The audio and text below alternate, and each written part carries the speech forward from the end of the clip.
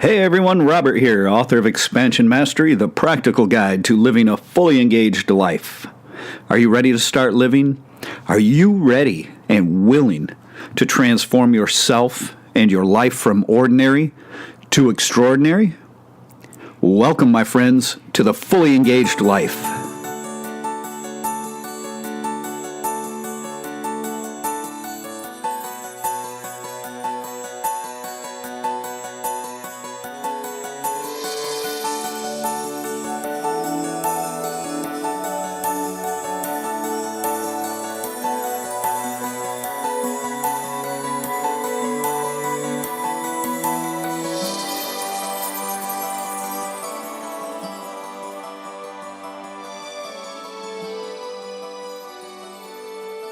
Welcome back to the show, everyone. Silence is greatly valued in spirituality. Silence, stilling the mind, at the very core of meditation itself, and it allows us to silence the voice of the ego. And in so doing, we are able to hear that subtle whispering voice of our essence, our true nature, our real voice, not the voice of the false master of the ego inside of our head, but our true voice.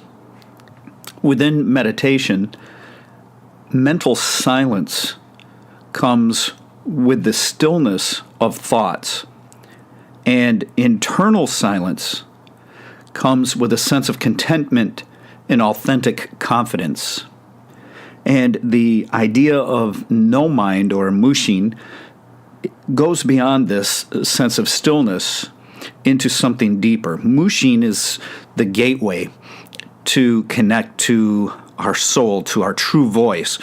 And silence, stilling the mind, is the path to attaining that. But today, because people are stuck in their heads more than ever, because the ego continues to inflate to unsustainable levels, I see the opposite of silence. In my observations, I've noticed that people have become more stuck in their head, and that helps the ego to inflate. And as this happens, their mind is consumed with these rampant thoughts that they think are their own, and in reality, it's just the voice of the ego repeating these same negative mental patterns over and over and over again. And then I've noticed as this continued to worsen, as people got stuck even deeper in their head, as the ego continued to inflate, all of this incessant, uncontrollable mental chatter has started to spill out. How does it do that? Through talking. After a while, all of the energy from these thoughts and from staying in your head so much, from thinking all of the time and having these thoughts run through your mind wildly all of the time, the energy builds in your head, and it builds until it has to release. And the voice is one of the ways that it sees as an outlet. So you'll notice a few things, as I have, that people, not just younger people, but all people, seem to be talking much, much faster. This is a sign of too much energy there. And they're talking nonsense. I mean, a lot of the things you hear are totally senseless and really serve no other function than for the person talking to hear themselves talk. I've been observing this now for a while, well over a year and a half, and the cell phones help facilitate this because people are always either texting or talking, but you notice that people are talking on their phones. They can't resist answering the phone. They have to answer. They have to talk.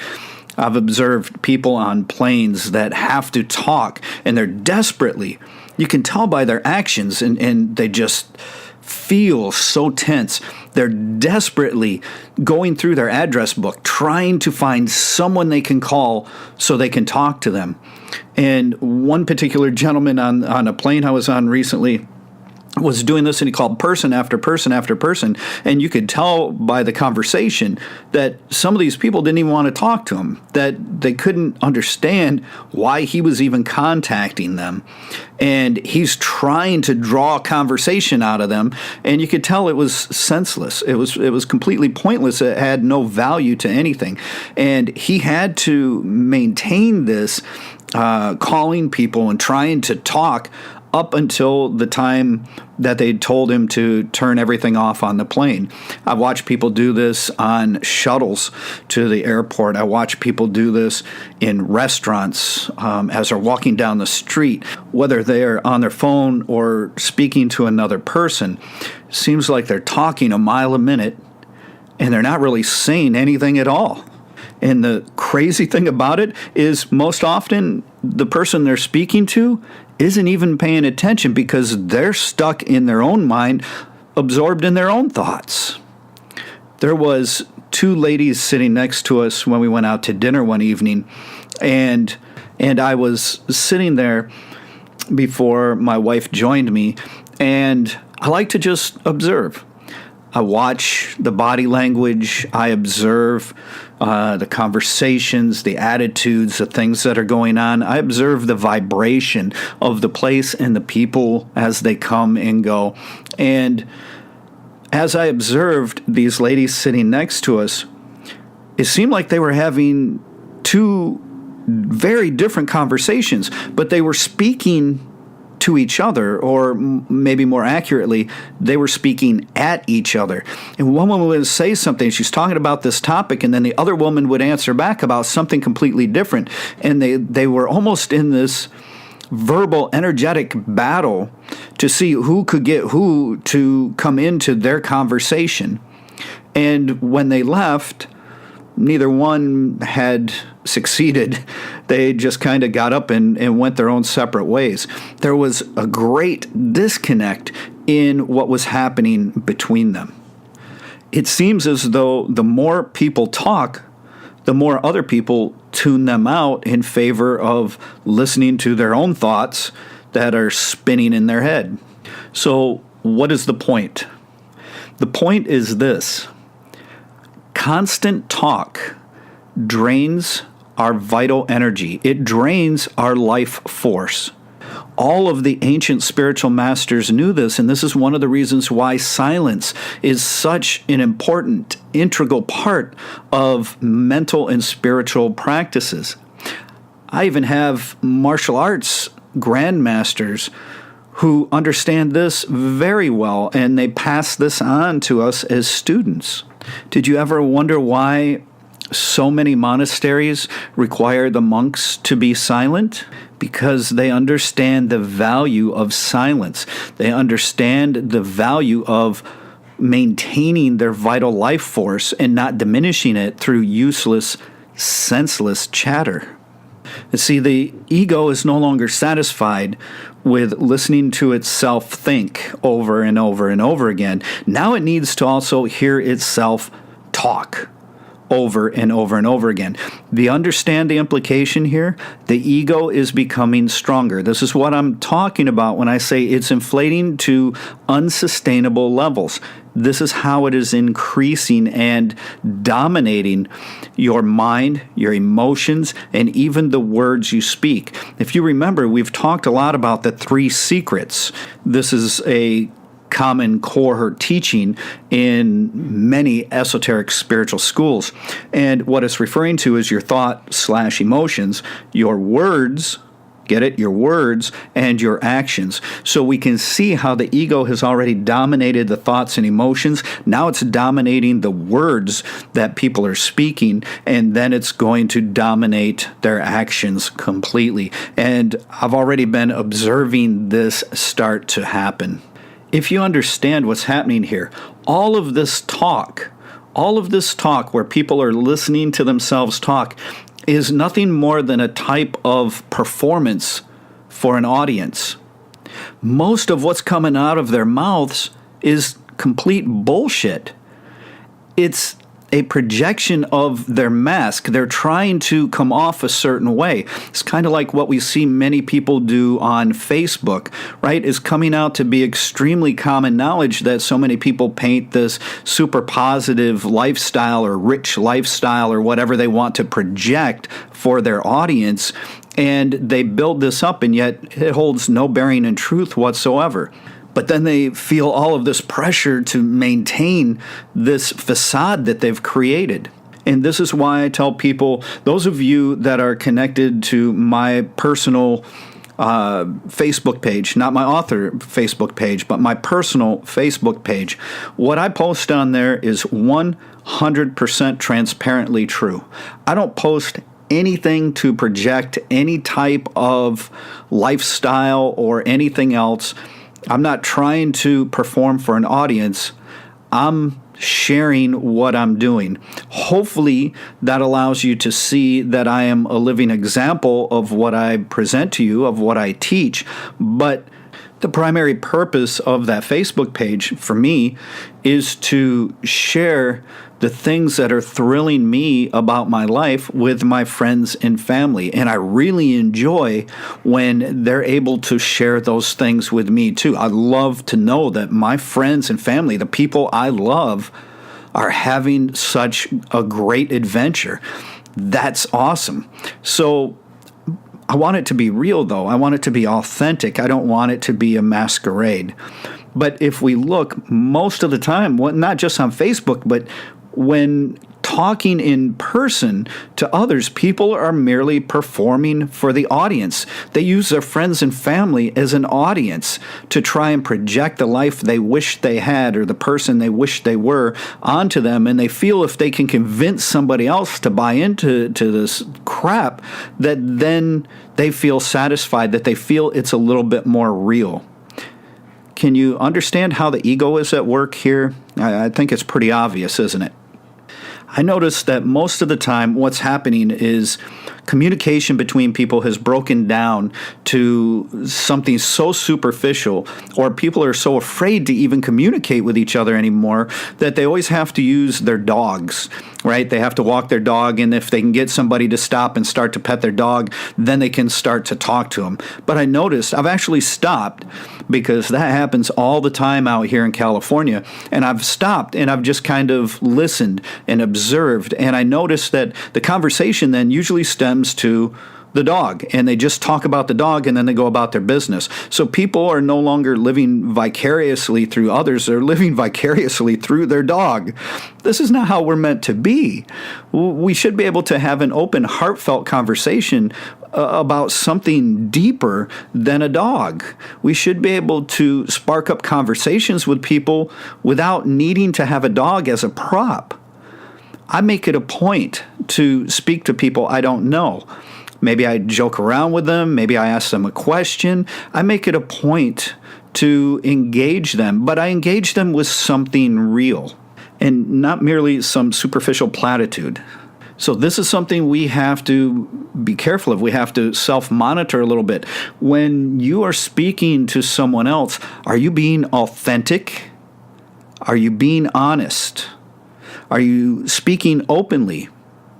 Or are you merely performing for an audience? Because that performance is fake. That performance is draining your life force, and it offers no value. And in most cases, I can tell you, the people that you're performing for are not buying your performance. The other mistake that's being made is that through all of this talk, people think if they talk enough, that it counts for something, that it has value. But the truth of the matter is they're empty words. It doesn't count for anything at all. I know a lot of people that talk a really good story about how much they train and all that they do when they're training, whether it's martial arts training or spiritual training or whatever it is they do. They talk up this great story about how much they train. And then when you actually get to quizzing them on it or engaging them with what they're talking about that they should know, they don't have a clue. and they have no skills. They think that counts. They think that talking is going to be able to allow them to attain skills. If I use the example of martial arts, it used to be that people would train and train hard. They knew they had to physically engage the practices and train. And then the information age came around, and they would sit on the internet and they'd just read a bunch of stuff. And then they felt they knew it. And because they felt they knew it, which inflated the ego, they felt they knew it, and this caused them to start talking about all the things that they knew so they could sound like an expert. But they weren't. Because as soon as you saw them move, as soon as they went to perform something physically, manifest some action into reality, they weren't able to do it. Most of the time, they appeared as an utter beginner, but in their own mind, they were buying their own story. They were buying their own performance. See, the ego has them believing their own delusion. And it's easy for outsiders to see this, but it's not so easy for them. And now this has gone a step further.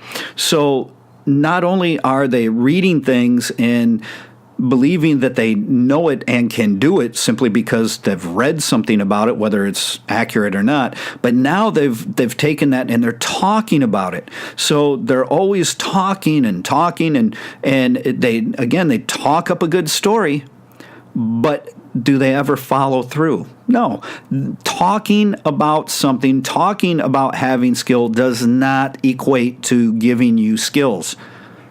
We have to physically engage the practices, whether they're meditative practices, meditation itself, or martial practices, whatever it happens to be, we have to engage them in the physical world with our mind and body in such a way that goes beyond thinking, that goes beyond talking. So again, we should reflect and make sure that we are not allowing ourselves to fall into any of these traps. Make sure that we understand just because we read something and gain a little bit of knowledge does not mean we have any wisdom, does not mean that it has given us any skills. We can't do it simply because we've read about it, nor can we do it simply because we can talk about it. So the other thing that happens is through all of this talk, it drains your life force. It drains your energy to then take action on it. So if you're thinking about doing something, say you're thinking about starting a business, and you go around and you're talking to everybody about, oh, I'm starting a business, I'm doing this, I'm doing that. How many people do you know talk a good story but never follow through? Why does that happen? Because they drain all of their energy through talking. It drains them, and they have no energy left to put towards the actual action of accomplishing what it is they're talking about.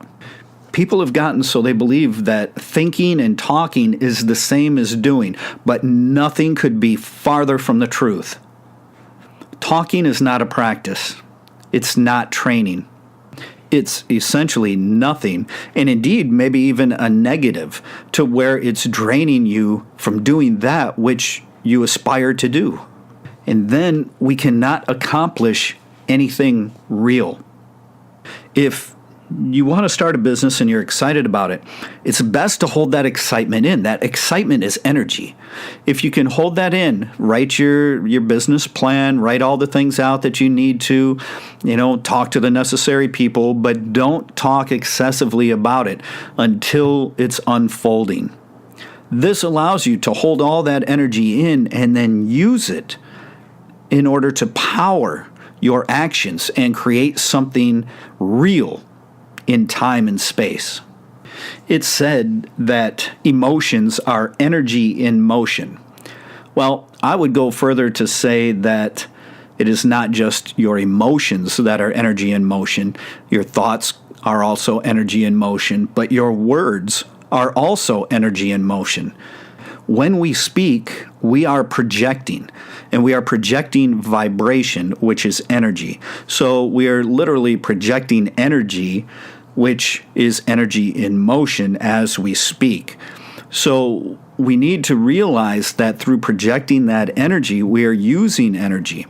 I know after a long session in teaching spirituality and mental practices to a client or to a student of those practices, I'm exhausted, and it's because I have to exert so much effort in my explanation. I have to make sure it's incredibly mindful and concise, and that I'm also guiding them in their own unique experience at the same time. So by the time I'm done, I'm rather drained, and I have to engage in some breathing and energetic practices in order to recoup some of that vital life force. And then a lot of times after something like that, I like to be very quiet. I don't speak much more that evening. I like to just engage in reading or some other activity that does not require me to do a lot of talking.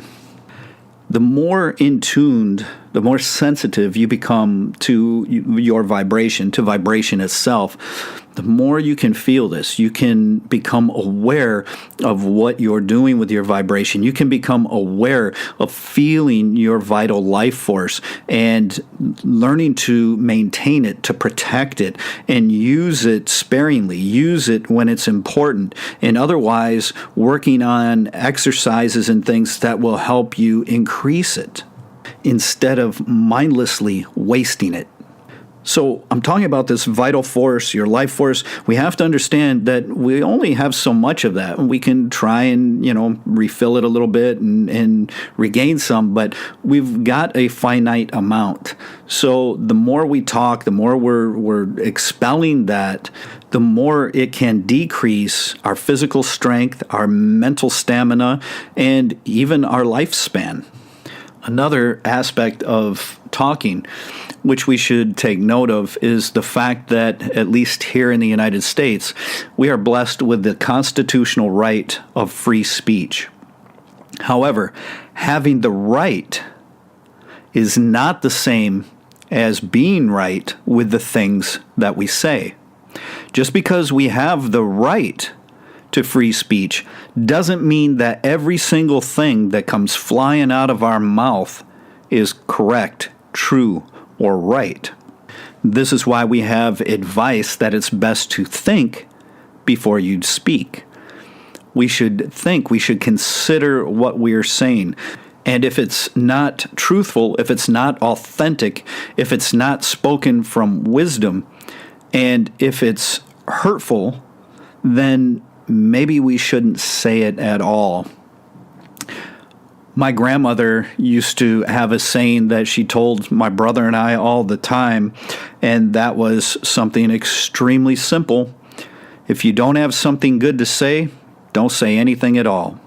So let's take a look at my grandmother's wisdom, and she did a pretty good job of living up to that. So she was a wonderful example for that.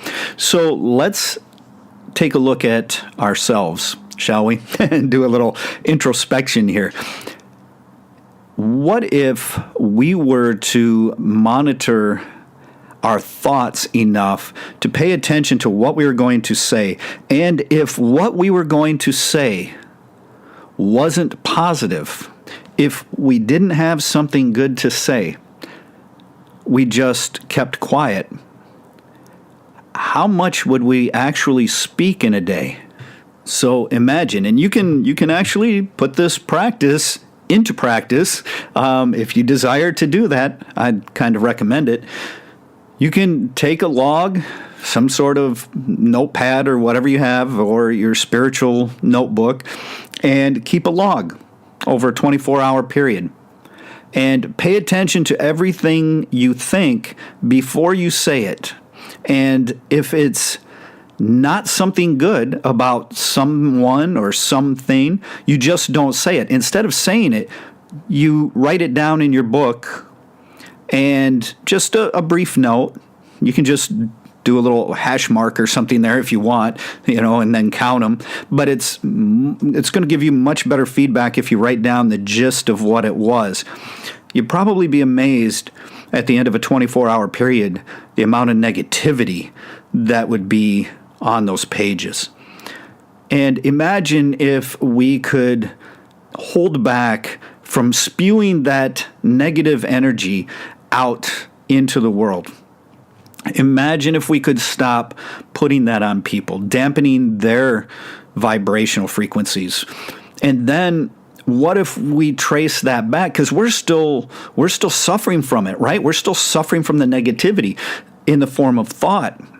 And see, that's what takes us into meditative practices and into meditation and into spirituality, is that we then correct those negative thoughts within our own head, so that when we think something and we go to say something, we have far more positive things to say, far more positive things to share with the world than before.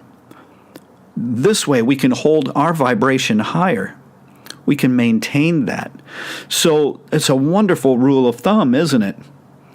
To simply go by, if you don't have something good to say about someone or something, don't say anything at all. You will be amazed at the amount of negativity on the page, and as a bonus, the amount of vital life force that you keep within your being. By stopping yourself from speaking the negative stuff, you maintain that life force. Talking in general drains your vital life force. Talking negatively drains it even more. One of the places, actually, it's probably every place that I've worked, there's always one person that everybody tries to get away from and hide from. And they seem to make their rounds, and all they want to do is talk. They go from person to person, and they stand there and they talk and they talk and they talk. I don't know how these people ever manage to get any form of work done whatsoever and keep their jobs, but they always manage it. But they seem like they're always standing around talking. And if you observe the person's life outside of work, not as a judgment, not as a criticism, as an observation for your own understanding, you'll notice that they're just not getting too far in life. They're not doing too much. Hey, they're not international. They're not accomplished. They're not doing much because they don't have the energy left at the end of the day to produce anything into reality. You'll notice these people start a lot of projects and then they either never finish them, or it takes them years and years longer than it should to finish the projects. This is because they have such little energy left, because they spend all their time all day long talking about the project. And I feel this could be an aspect of procrastination that gets overlooked. That sometimes, yes, procrastination is that we're trying to avoid something unpleasant, something that we don't like to do. But the other side of that is that sometimes procrastination happens because you don't have the energy to do it, because you've been talking so much about it that you burnt yourself out. You've used up a bunch of vital life force, and now you don't have the energy to actually complete it. So through providing you with all of these examples of too much talk, because there's just far too much talk in the world, through sharing all of these examples with you, you can monitor yourself and make sure you're not falling into any of these traps. And at the same time, I think it becomes a little clearer to you this aspect of thought, word, and action, how important our words are. We should choose our words carefully. We should choose a time to speak carefully, mindfully, not just spew mindless chatter at everyone we see. And I feel this helps shed some light on that. My grandfather, who was my best friend, was known to be quite a talker. And he was always found talking with one of the neighbors, but he would always speak of something deep, of something honest, and he usually found some way that he could end up helping that person to do something, whether it was trimming a tree or, some activity they had around their house that takes two people, and he would usually end up following it up with something physical.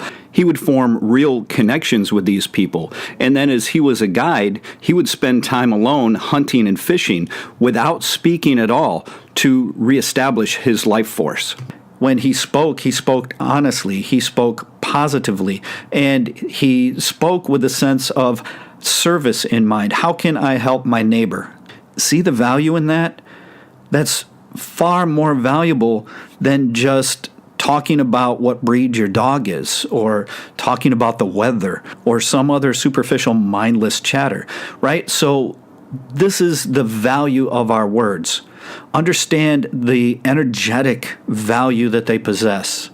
Understand their importance. And let's subscribe to the idea that if we don't have something good to share, if we don't have something good to say, let's then not say anything at all. I feel this is especially important in this day and age when everybody feels it's so necessary to share their opinion, whether their opinion is based on fact or fiction or utter delusion. They feel the need that they have to get their opinion out there. Do you understand? This is the ego forcing that.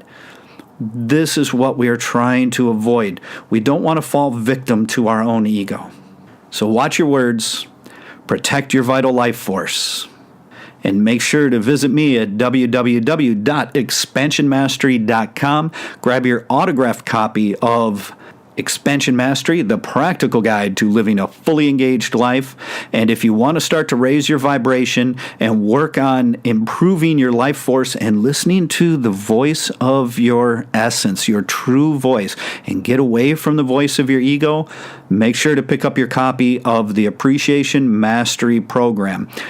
The fourth disc, if you get the Master's set, the fourth bonus disc in there is all about thought, word, and action and practices that help you engage them. It will help you master what we were talking about today as far as speech, and then it will help you with your actions and your thoughts as well.